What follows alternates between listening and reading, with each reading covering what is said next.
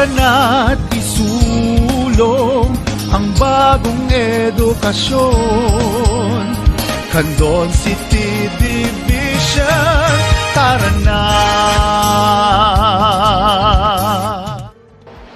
Hello and good day, learners. Welcome to DZTP Tiradpas Network and Schools Division of Candon City Teleskwela, kanlungan ng kalaman, tungo sa kahusayan at kaunlaran. Tara na! I am Teacher Dennis, and I'll be your teacher for today's episode in Grade 9 Arts. Just sit back, relax, and enjoy learning.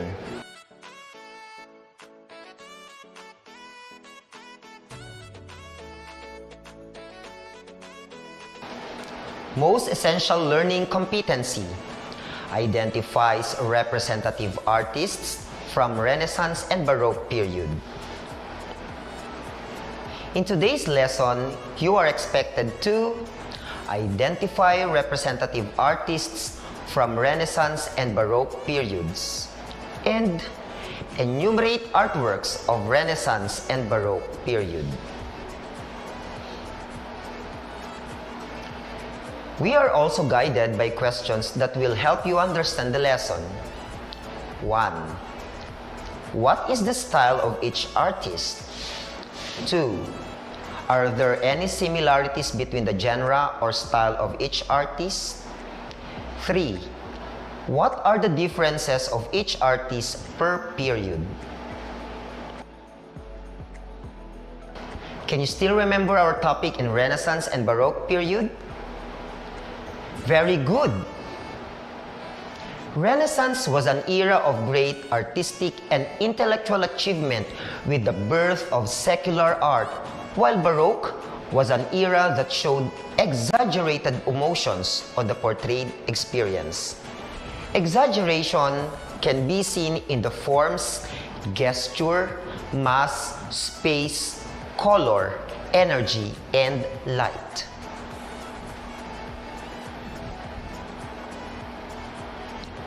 Let us take a look at the Renaissance artists. Leonardo da Vinci. Leonardo da Vinci was an Italian man who lived in the time of Renaissance. Leonardo da Vinci, who was a painter, a scientist, a musician, and a philosopher, is the most famous Renaissance man. He was trained to be an artist by the sculptor and painter Verrocchio. He spent most of his life working for rich Italian noblemen. Are you familiar with these portraits? Correct! Mona Lisa is a 16th century portrait painted in oil. It became the most famous painting in the world because of her mysterious smile.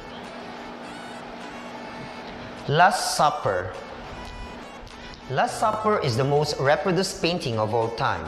It is a mural on the wall of the Santa Maria del Grazie Rectory in the dining room in Milan, Italy, which depicts the Last Supper of Jesus and his disciples.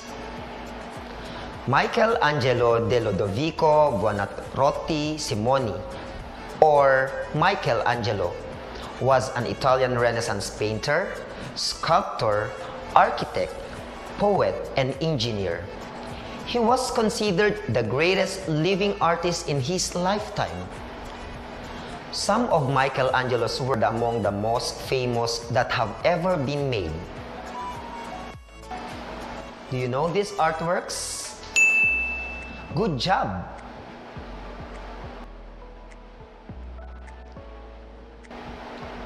The Pietà. The Pietà means pity or compassion, and represents Mary sorrowfully contemplating the dead body of her son on her lap.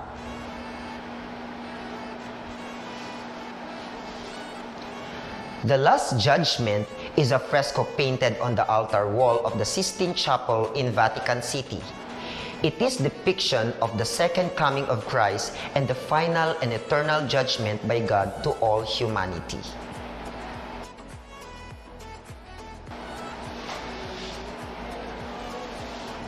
Next artist is Raffaello Sanzio. Raphael was an Italian painter and architect of the High Renaissance period. His work was admired for its clarity of form and ease of composition, and for its visual achievement of interpreting the divine and incorporating Christian doctrines. Have you seen this painting in your churches already? Very good. The Transfiguration was Raphael's last painting on which he worked on up to his death. The painting exemplifies Raphael's development as an artist and the culmination of his career. The subject is combined with an additional episode from the Gospel in the lower part of the painting. Our next artist is Donato de Niccolo de Beto Bardi, or also known as Donatello. Donatello was an Italian sculptor who worked in stone, bronze, wood, clay, and wax with several assistants. His reputation as a great artist was stated by Vasari and was always stood well.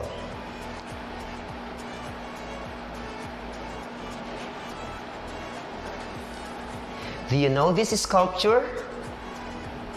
Yes, it's the statue of David.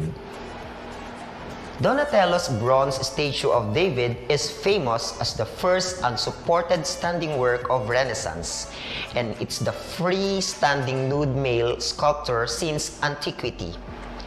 It depicts David with an enigmatic smile, paused with his foot on Goliath's severed head just after defeating the giant. Let's now proceed to Baroque artists. Michelangelo Merisi da Caravaggio was a painter who did a type of art called Baroque style, and he was the first person to be good at painting in this way. His realistic pieces, at times considered controversial, left an indelible mark on the world of European art. He was an outcast in his society because of his own actions and the lack of modesty and reverence for religious subjects in his own paintings. Can you determine the persons in these paintings? Great! Entombment of Christ. This painting served as an altarpiece in one of the chapels in the Santa Maria Vallicella Church in Rome. In 1797, this painting was removed from the church by Napoleon, but around 1816, it returned to Rome to hang in the Vatican museums. The Supper at Emmaus. The Supper at Emmaus is a popular theme in Christian art that represents a story told in St. Luke's Gospel when, after the crucifixion, two of Christ's apostles invite an apparent stranger whom they have just met to share their meal with them. When he blesses and breaks the bread, they realize that their guest is in fact the resurrected Christ. St. Luke names one of the apostles as Cleophas, but he does not identify the other.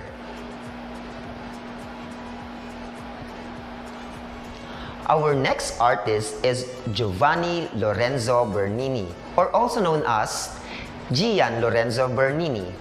He was one of the greatest artists of the Italian Baroque period. He was famous both for his sculpture and his architecture. Can you see an angel in this sculpture? Very good. Bernini's most famous sculpture is Ecstasy of Saint Teresa. It tells the story of a saint who had a vision of an angel. Her vision was so beautiful that she fainted. Bernini has sculptured the vision with Saint Teresa lying on a cloud with a laughing angel in front of her. Their robes are blowing around, and it is hard to believe that the whole scene, which is set against a wall, is not really floating.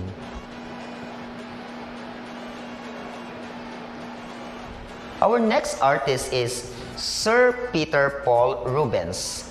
Rubens was a Flemish artist and considered the most influential artist of Flemish Baroque tradition. His commissioned works were mostly history paintings, which included religious and mythological subjects, and hunt scenes, of course. He painted portraits, especially of friends, and self-portraits, and in the latter life, painted several landscapes.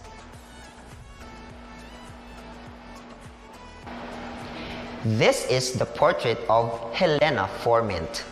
Helena Forment, or Helen Forment, was the second wife of Baroque painter Peter Paul Rubens.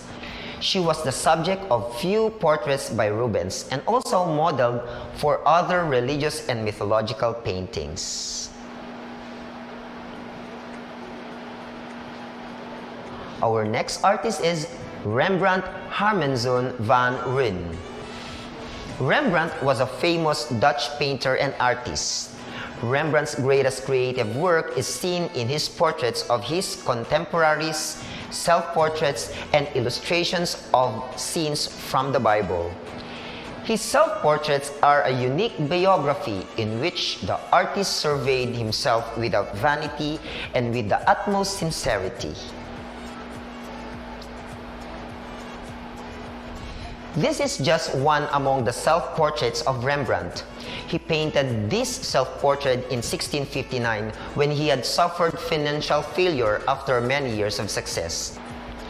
His spacious house on the St. Anthony Straat and other possessions had been auctioned the previous year to satisfy his creditors. Diego Velázquez. Diego Velázquez was a Spanish painter out of the Baroque. He was one of the finest masters of compositions and one of the most important painters of the Spanish Golden Age. He worked out solutions to pictorial problems of design that transcend the style of any period.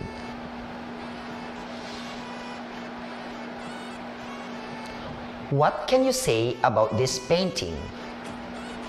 Yes, it's the Las Meninas. Las Meninas is an oil painting by the Spanish painter Diego Velázquez. The painting hangs in the Museo del Prado in Madrid. That's the capital of Spain. It was painted in 1656. The word menina means lady in waiting or maid of honor, a girl who serves in a royal court. Did you understand the lesson? Very good! You have learned that the most common subject of the artists during the Renaissance period is human philosophy. It was the time when the great masters Da Vinci, Michelangelo, Raphael, and Donatello dominated the world of arts. Baroque period artists did not aim for perfection or the beauty of growth, but rather focus on events. They showed exaggerated emotions through forms, gesture, mass, space, color, energy, and light. Notably, Caravaggio, Bernini, Rubens, Rembrandt, and Velázquez focused on the Catholic Reformation of arts.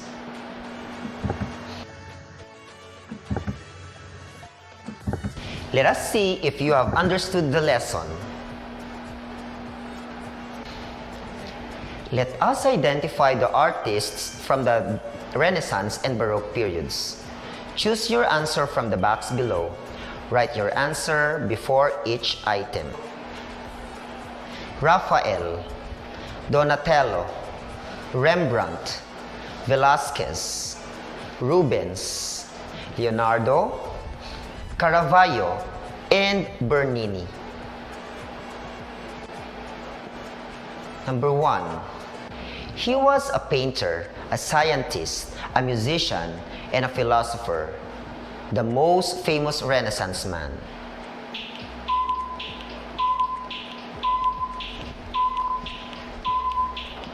The correct answer is Leonardo. 2. He was one of the finest masters of compositions and one of the most important painters of the Spanish Golden Age.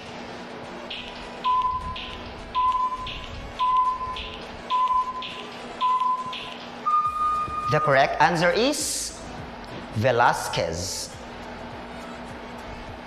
3.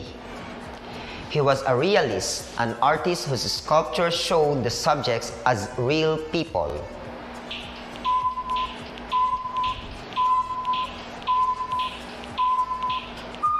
The correct answer is Donatello. 4. His work was admired for its clarity of form and ease of composition and for its visual achievement of the interpreting divine and incorporating Christian doctrines.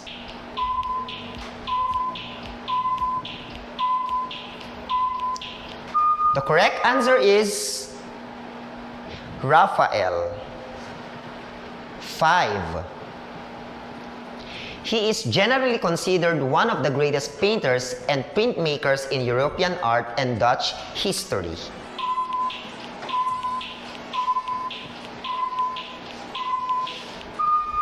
The correct answer is Rembrandt. 6. He is often called a Renaissance man, which means that he had great talent in many areas.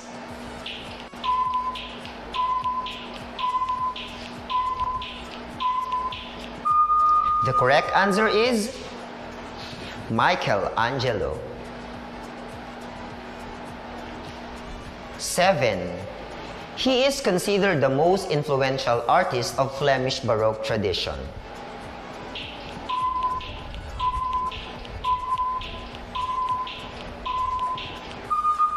The correct answer is Rubens.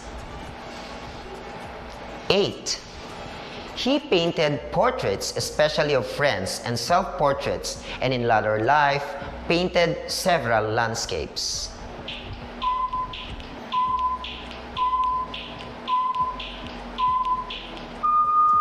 The correct answer is Rubens. 9. He was a painter who did a type of art called Baroque style.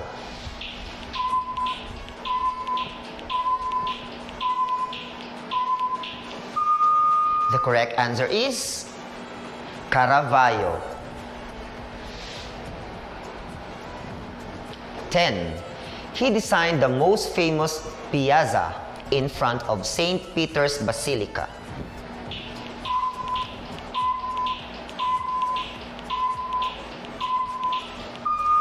The correct answer is Bernini.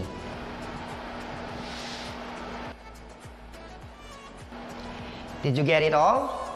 Good job! That's it. We have reached the end of the lesson.